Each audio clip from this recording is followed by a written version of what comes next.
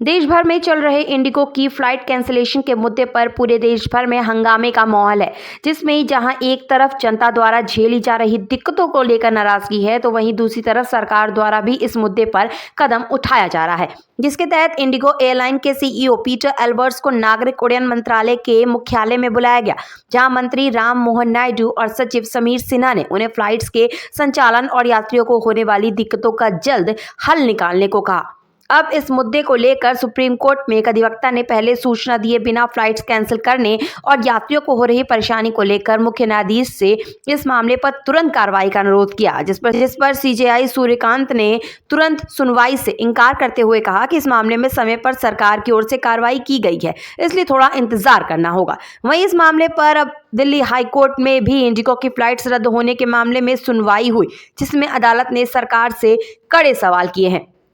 High court ने कहा कि यह एक गंभीर संकट है और यह सिर्फ यात्रियों के फंसे होने का सवाल नहीं, बल्कि अर्थव्यवस्था को होने वाले नुकसान का भी सवाल है। कोर्ट ने सरकार से पूछा कि ऐसी स्थिति क्यों पैदा हुई और इसका जिम्मेदार कौन है। कोर्ट ने सवाल किया कि जो टिकट पहले 5,000 में उपलब्ध थे, वे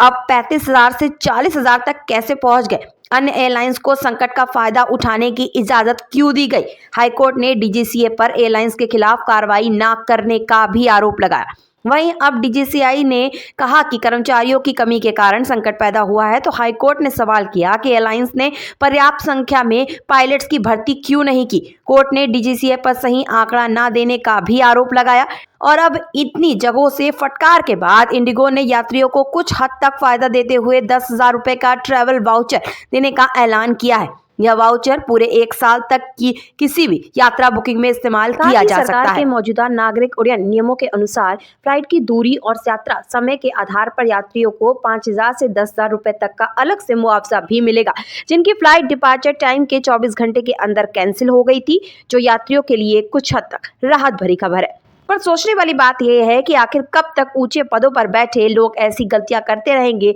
और उसका खामियाजा और तकलीफ आम आदमी को झेलनी पड़ेगी।